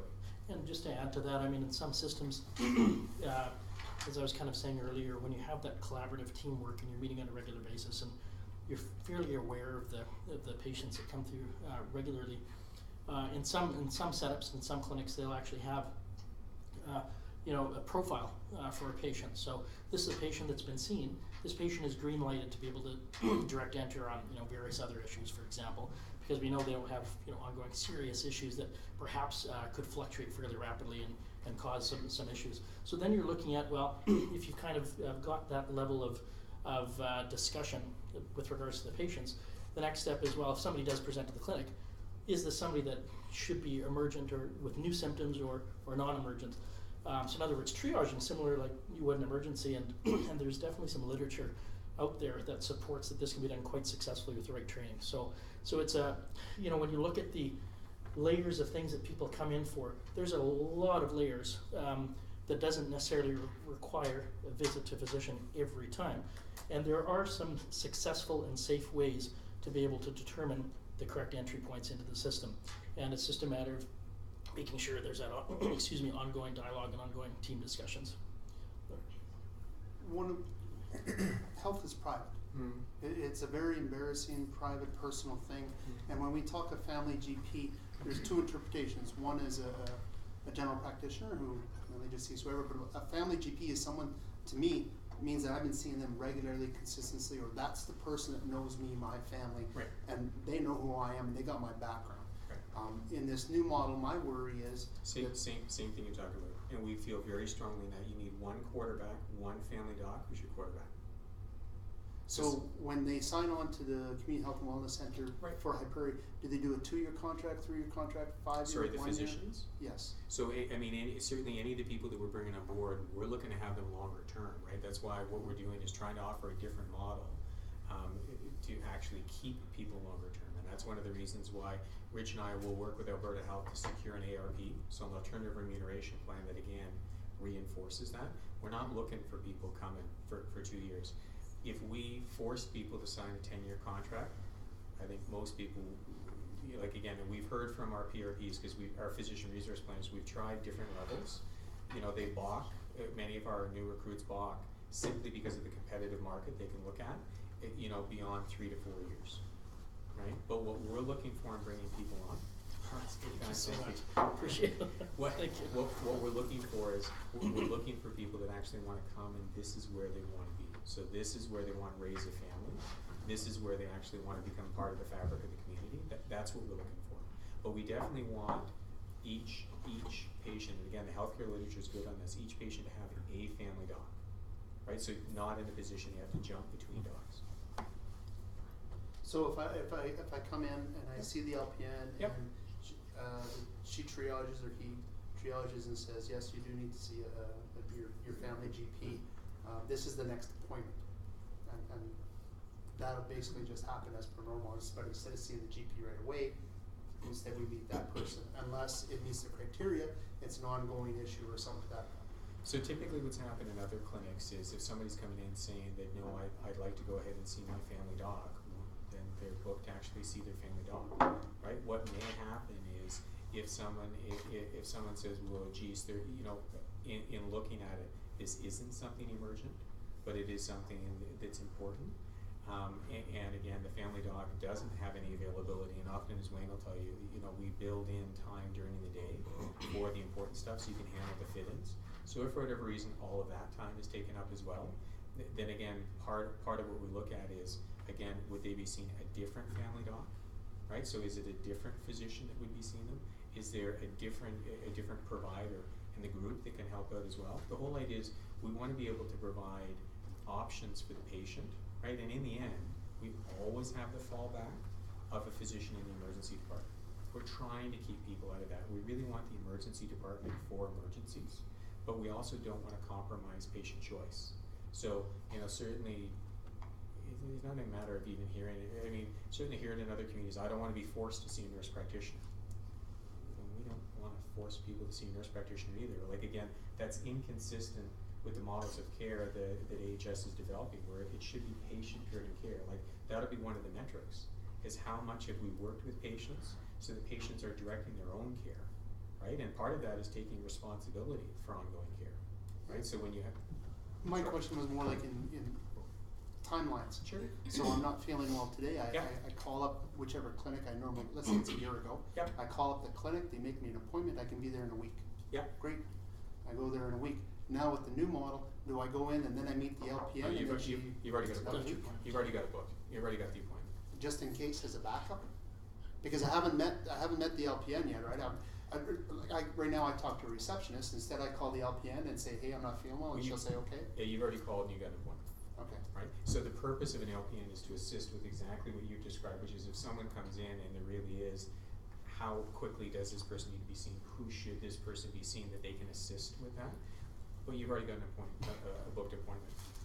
And just to, and correct me if I'm wrong, but when you look at a community and you look at the needs and you look at the mass of physicians that you need, and when you actually look at a multidisciplinary team and the gaps that are there and the number of team members required, when you come up to that full complement, there are drastic reductions when that complement is used optimally. There are drastic reductions in wait times for the patients.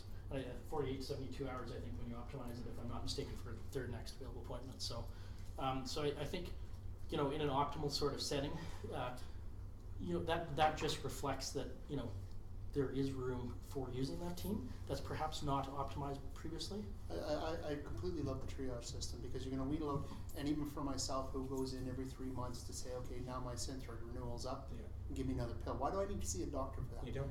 I can go to my pharmacist, but they don't I'll give you a week.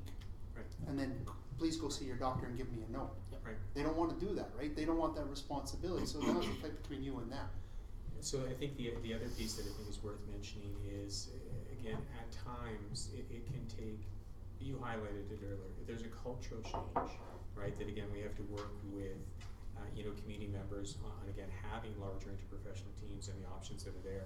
So we heard, for example, when we were at the MD Council this afternoon, so one of the MD councilors was very clear, you know, he receives some of his care in Slave Lake, and he's very, very clear that, hey, it's made a huge difference in actually being able for him to see a nurse practitioner who manages the vast majority of issues, and he's seen very quickly.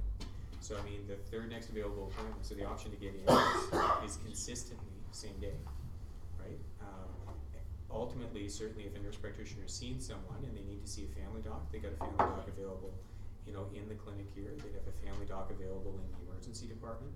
So I think what also changes over time is, you know, there's a recognition of how different team members can really make a difference, so that when people have a healthcare problem, you're not looking at a week out. You're in a position where people can actually be seen sooner, and I think that's some of what Rich is talking about.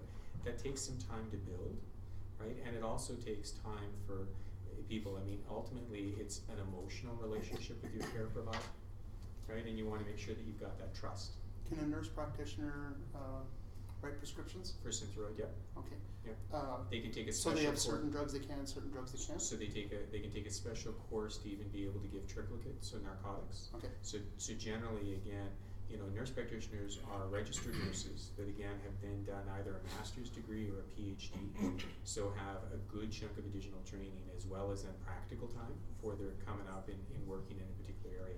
So is that one of the things that we would look at here? Yeah, and again, and being very candid, part of what we have to be able to look at is we have to be able to look at who are we going to be able to successfully recruit. So we have a brilliant model, right? But we also need to make sure we got bodies that are going to fill the model. And part of what we would look at is we have nurse practitioners that absolutely like this sort of model. They desperately want to be part of a team, and they don't want to be forced into becoming a subspecialized nurse practitioner in a cardiac ward in some part of Edmonton or Calgary, because those are the only jobs available.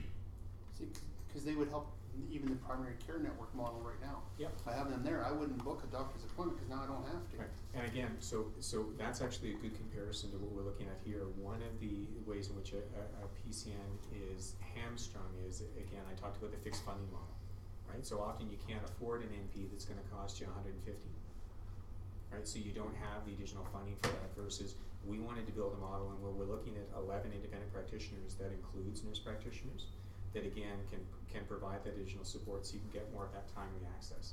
But the key thing is working as a team to figure out how do we better meet the needs. I have a question regarding the physicians that we now have. How many are in your community health and wellness clinic now? 2. 2. Yeah. So they're quite overbooked, or? Well, yeah, I would say in both cases that they're both busy, and that's why we're looking forward to having Dr. Soni join later this month. So that'll be the 3rd, as well as we're going to have, you know, regular locums that are coming through. So that's kind of this stabilization phase. The big thing is that while we've had different people potentially interested in that 4th position, you know, and we haven't had anybody that has said yes. So we have 2 leads right now that we want to pursue for that. Because right now I phoned the community health and wellness to get an appointment. No appointments until December, January, until January. And so this is obviously. So now you're going to be sending these people to the emergency because. And again, it's one of the reasons why this is the stabilization phase, right? Where, you know, again, certainly you can't run this clinic with 2 people, No. right? And we also can't run the emerge call schedule with 2 people. Like as Wayne was talking about, you need a minimum of 4, really you need 6. So these are the additional steps we need to take. The one thing that we do want to make sure we avoid is bringing in the wrong people. We certainly have seen this in other interprofessional teams. Some of our colleagues do not believe in team-based care. Some of our colleagues very clearly need to call all the shots, and if they're not, it actually gets quite confrontational.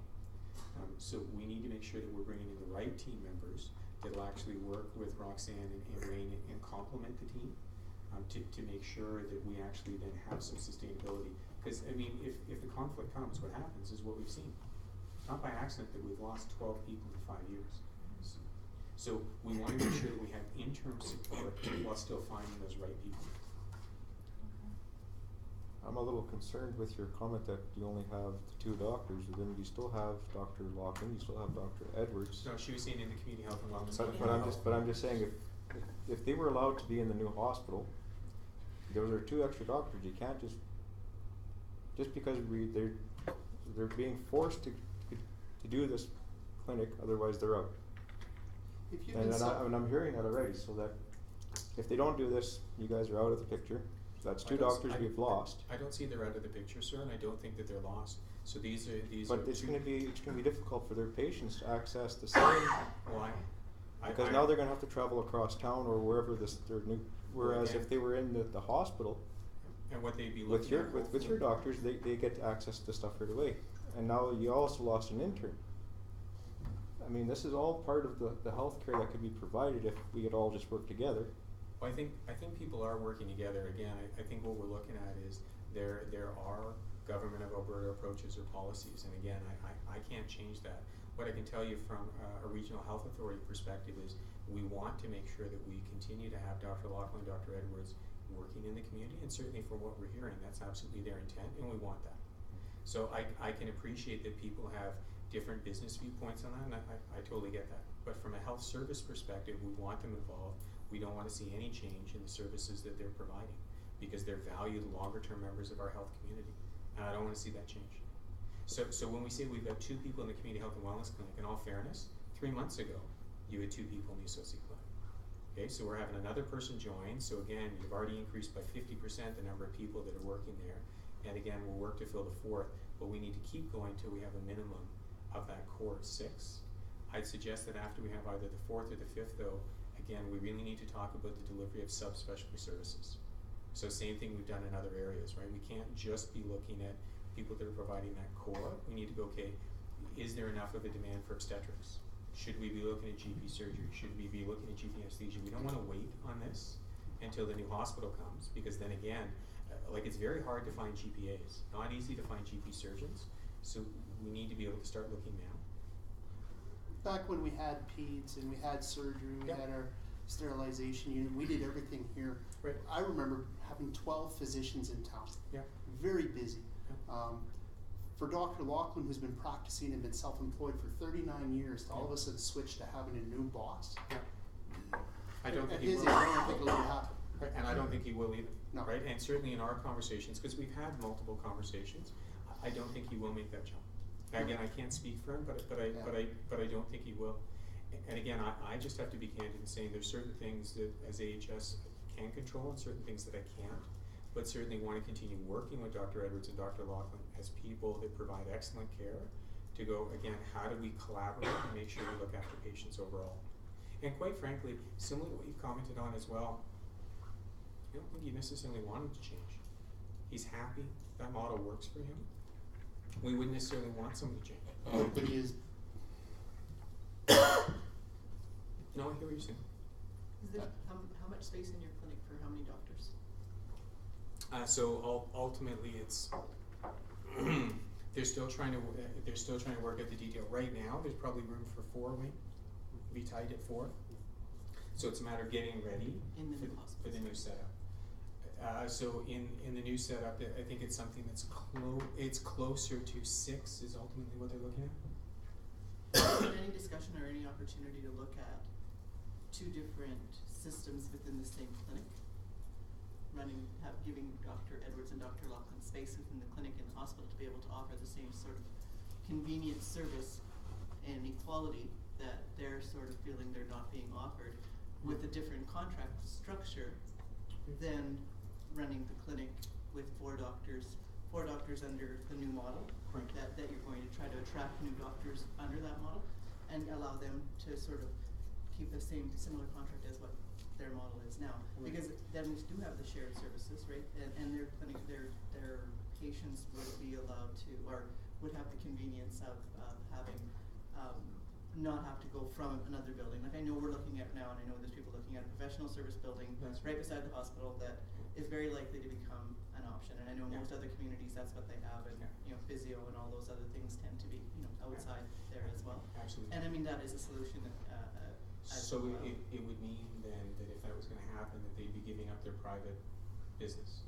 So they would join as independent practitioners, because that's really some of the stuff we talked and what we've but heard more is on a fee-for-service basis, so I mean, basically. it still is, you're going to run a private business as a high priority medical clinic, because if you are, what we're hearing from the government is no, we wouldn't specifically give you space for that. so what we have to do is then, if that's what we want to do, is to lobby with the Alberta government to say, you know what, You've got this model been running for 40 years. Right. As it is. It's been successful to have a community health complex versus a community hospital. And that's what we like to run with, or to give that option, or run with community health and wellness service with 2 different clinics.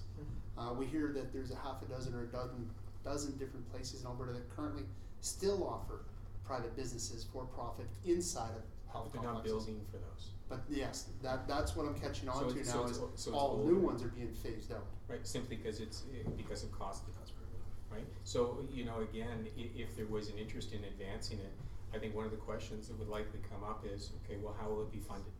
So in other words, would the money be raised locally? Because I mean, to raise the money to go ahead and build that could range anywhere between 10 and I think with some of the earlier estimates, even just under $30 million. So are people gonna raise that money locally and then give that to the clinic? I'm curious, Or how? we heard, well, I've heard rumors, I've never looked at it, but I've heard that the Hyperion Medical Clinic has a 30% overhead and the new physicians will be charged 10 to 15% overhead. And I don't know, like, Yeah, I don't know either. I'm looking at the grand scale now for Alberta. Sure. Who's gonna cover up the cost differences? Who's gonna make up that difference wage? So whether the triage system will save that money at the same time, that's the hope. Well, at the triage maybe, I think the bigger thing is we have to go ahead and do a better job of preventing the illnesses in the first place. That's not gonna happen by bringing on more doctors. And no disrespect, I'm a rural emerge doc, but it's not gonna happen from that. The healthcare literature is clear. You need interprofessional team members. You need different compensation models. You need compensation models that actually, you know, are set up where you can have those phone calls. You can have the video. You can have, you know, some people that are using ARPs in Edmonton, they manage a good chunk of their patient care by email. Right? But in a fee-for-service system here, you won't see it because the physician can't bill for it. So, I mean, looking at the different models is important in being able to in being able to take things to the next level. I'd like to see people in High Prairie get some of the perks that I'm seeing developing in other areas. And I can see that by developing a different model than what we've had before. You know, the other thing I would say is, I think I'd have to challenge you a little when you say about the success of the current model. Like when we have the 4th highest disease burden, this is a problem. When we haven't been able to sustain docs in High Prairie, this is a problem. And there's nothing, this isn't a personality issue. This is what we're finding is the newer docs, younger docs, newer people coming in are looking for something different. And that was one of the reasons why we were trying to adapt to go, what can we do to attract these people? How do we bring them here so that we can keep providing the services? Pick High Prairie up and move it out to White Rock, BC. We'll attract them all then.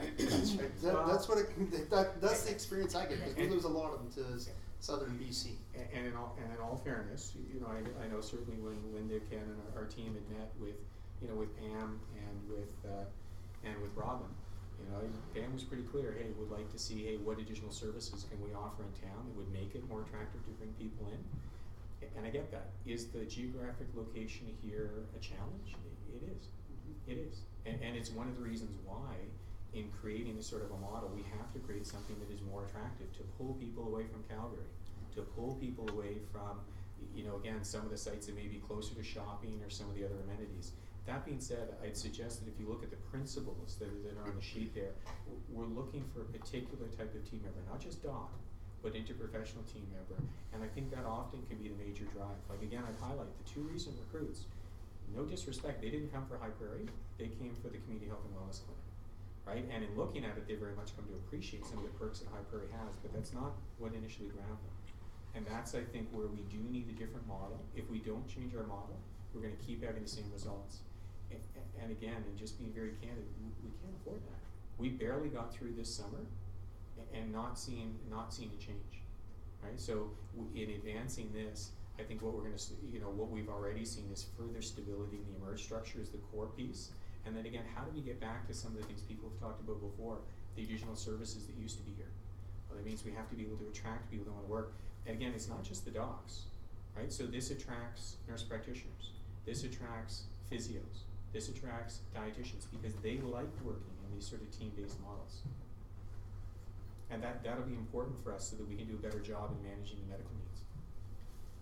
So the mentorship program that Dr. Laughlin has, and it's been very successful through many, many years. Is it going to be carried on also through the Community Health and Wellness Clinic? So I hope so. I think we need to be able to take into any of the things that have worked well and replicate them. And certainly what you hear from Wayne and hearing from the other team members is that sort of interest in teaching, right? So part of what we wanted to be able to do is even reaching out to high school students and making sure that we can bring people in for that sort of shadowing. We'd like to have High Prairie become part of U of A's, it's called PNME, so it's basically their second year med school program where people come for certain rotations. And we'd like to ultimately get High Prairie to a position where it becomes an ICC site, so it's basically the clerkship site in fourth year medicine, you know, and again bringing in the rural Alberta North residents, because the more we can get people to see what's here, and again we heard this even the last couple of days from Dr. Laughlin's med student, and when people see the type of medicine you can do here, it's exciting. And I can tell you, I mean, I went to med school at U of T, I hated family medicine, because it was a joke downtown. I mean, anything, even hypertension got referred to cardiology. And I went up to Kapuskasing, so up in Northern Ontario, it was fantastic. Because in a more rural and remote area, it's you, right? And that's, I know it's the same way that Wayne talks about it, that's the exciting part. You know, I watch Wayne and Rich even just, you know, they're chatting away, and Rich is an emerge doc, chatting about again, you know, how are you managing this 2-year-old case, and this is kind of what I saw, and you know, how are you gonna manage the kid? That's the sort of stuff I gotta tell you, I love seeing, because when you get that sort of energy, that sort of focus, that's what we want in our, you know, in our up and coming healthcare professionals. Because that's the sort of stuff that's infectious, you know, and we can bring more people in. And I do have one comment about your recruiting. Sure. When the doctors were recruiting, we always had doctors coming in. When Dr. Laughlin and Dr. Lewis and Dr. Howard, through their networks. Right. It doesn't seem to we don't get as many doctors coming through.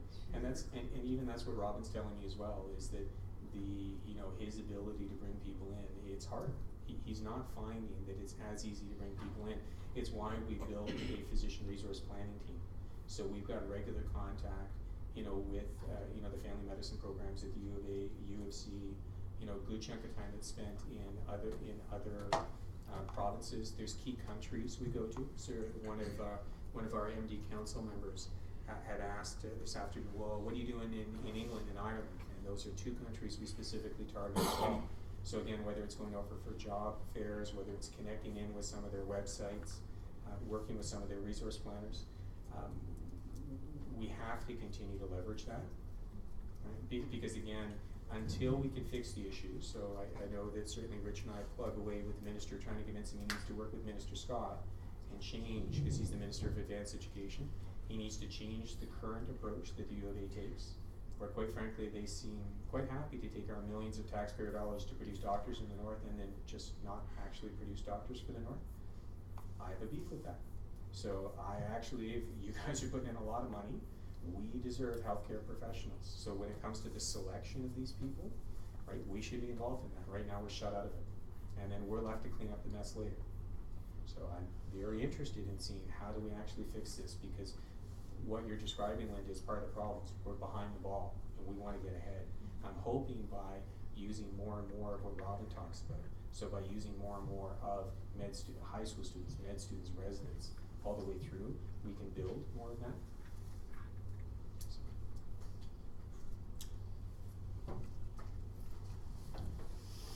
I understand what Councillor Carrier is saying. Mm-hmm. If the 2 doctors were allowed in that clinic, this is what I'm hearing. Mm-hmm. The base rate for their rent would be astronomical. It would be. And then they would turn around and say, I'm not paying that rent. Right. Because it's a private clinic and you have to recover your total cost. Right. So they're not going to, if they are in, right, and they have to pay a market rent, which is the recovery of that cost, right, they wouldn't be able to afford it. Right. Your community health and wellness clinic, Mm-hmm. because they are a different model, right, and they're doing different work, right, and they're being paid differently, right, will not have to have that high overhead cost, because the province will be putting money into the places, the structure that they're working in. And I guess part of what's different is, certainly when Wayne is not working in that model, it's not he's working no different than one of the nurses are working, or one of the nurse practitioners working. They come in to specifically look after patients. It's not bringing in a private business model, and that's one of the things that's distinctly different. We still absolutely see the benefit, and it's it's what Trevor was talking about. We absolutely see the benefit of being able to have, patients being able to come in a patient-centered model. So you're coming to one place. Like one thing that I don't like right now, so I've got an 8-month-old at home, and my wife's got to take him to one location to see the public health nurse, and a different place to see the doc. And again, it takes 6 weeks to get in and see the doc.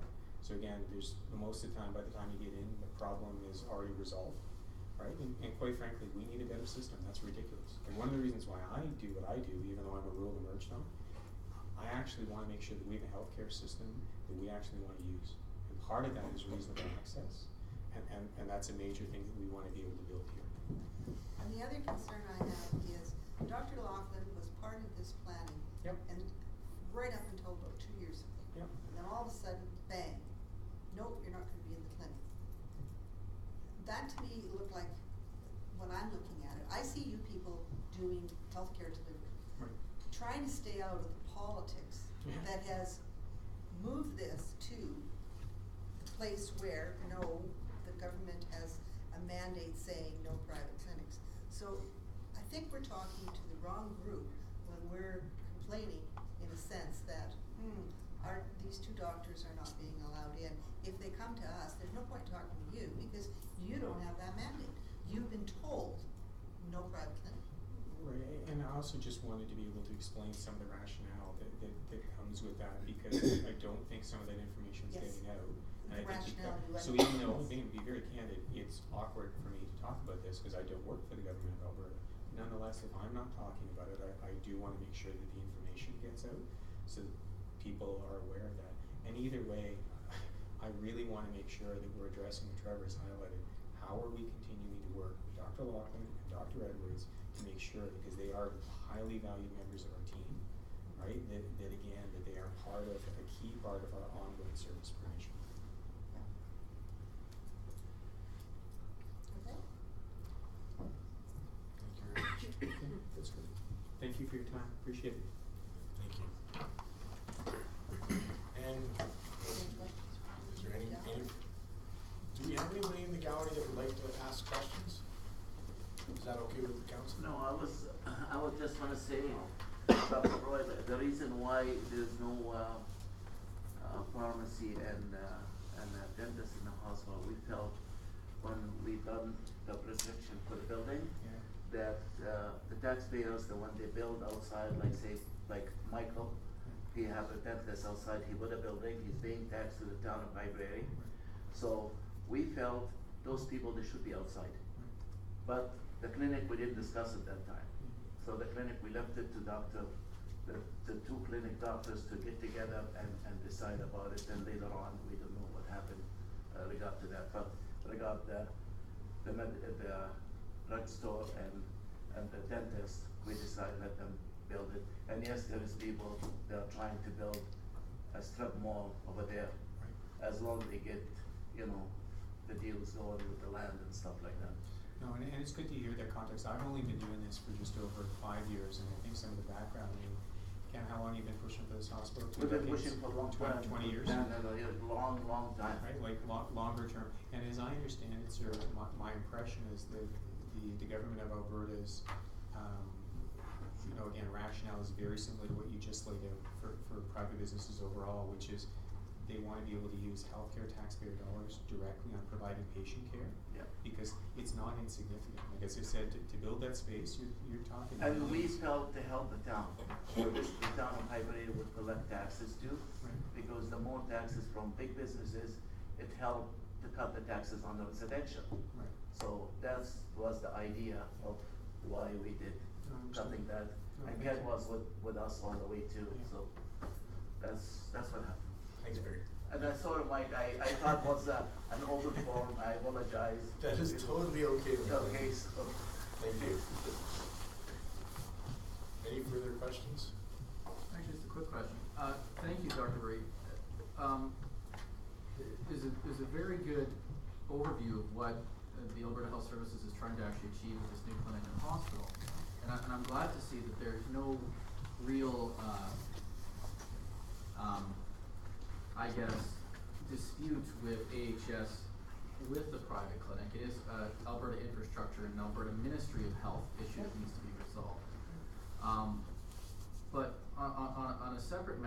when you talk about trying to deal with the chronic disease and saying that we have the, here in High Prairie they have the 4th highest rating in the province, will the wellness clinic or the new hospital model also support satellite nurses in the Métis and First Nations communities? Because Yes. it's been found in recent studies that Yes. that is So the best way to actually deal with it. And that's exactly what is planned. Okay. Because again, part of our concern was, and again, and part of it, in being very candid, is cultural sensitivity. So how are we appropriately going in? Like, we can't expect everybody to come to us. So how are we appropriately managing expectations? And it's exactly what you're describing, sir. So in the model, there actually are dedicated chronic disease nurses actually going out to the different settlements to provide that care.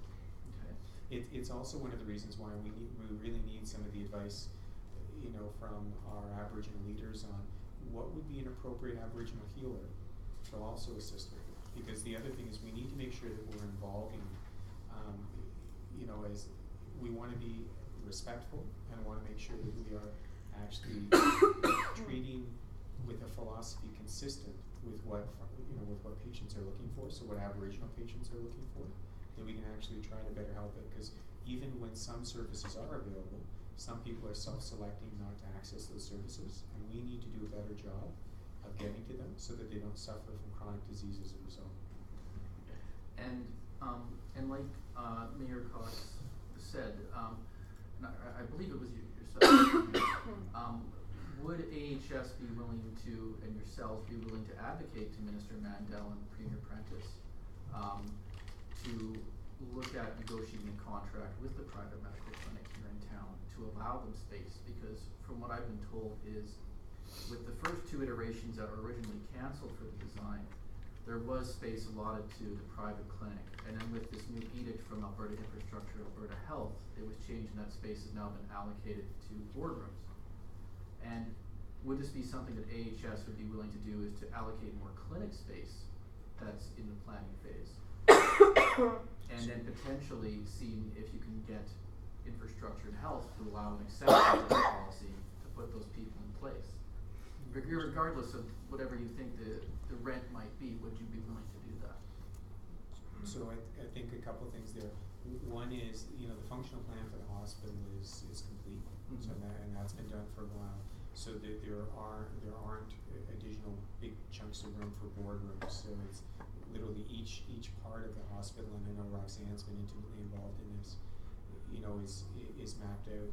I think one of the challenges that we would run into in looking at how is this going to be managed by the government of Alberta is, I think the government's also in a position of going, okay, well, we need to make sure that we're actually doing something that is fair and equitable with other sites as well.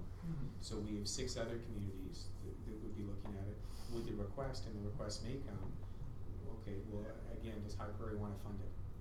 So in other words, do the local people in High Prairie want to raise the 10, 15, 20, 30 million to go ahead and build the additional space?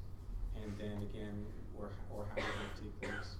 And again, it's just being very candid that I think the rationale why the government was looking at it was, is that a cost-effective way of doing it, or is it more cost-effective, similar to what Barry was commenting on, to again have some of the private clinics that would offer that same service in some sort of a health complex right now. So I think some of the worry is it an appropriate use, or is it the best use of health tax dollars?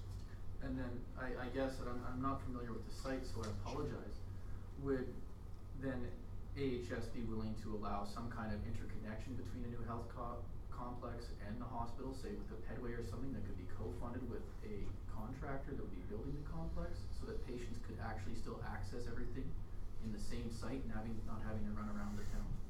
Yeah, it's an interesting question. I know that when we've looked at some of the connections and pedways before, you know, that there can be challenges in connecting 2 buildings that are on 2 different pieces of property that are owned by 2 different people. And I have to admit, I have to take that one back to our capital management. I'm a rural merged doc. I'd have to take that one back to our capital management people. But I know when the questions come up before, because we've looked at that in a different one of our northern communities, we were told that, you know, we were not going to functionally be able to do it. What they ended up doing in this other community was the MD actually went ahead and raised the money and purchased the land was donated, and then the MD actually raised the money to do the construction. Okay. And then one final question, and I'll get out of everybody's way, is, with this model, you said it was quite similar to, there was similarities between the FCC that was in Slave Lake and to what you're planning for the wellness clinic. And in developing that FCC, because as you were director of the Northern Zone at the time, was there any request to help accommodate private physicians in Slave Lake in a similar fashion? So again, I guess it started with, it's got tenants of the Associate Medical Clinic, it's got tenants of a PCN model, as well as some components that are similar to an FCC. And again, in Slave Lake did not get that same request. Okay. So. Okay, thank you.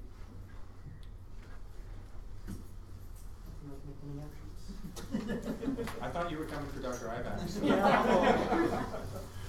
So, we do have our council meeting coming up at 7.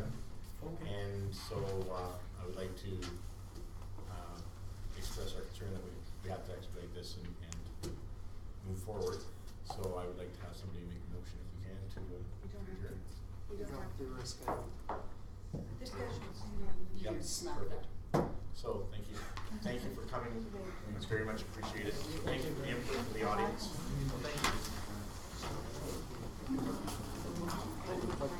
Thanks very much for your time. So, can I go to the rep for this area? Yeah, I just,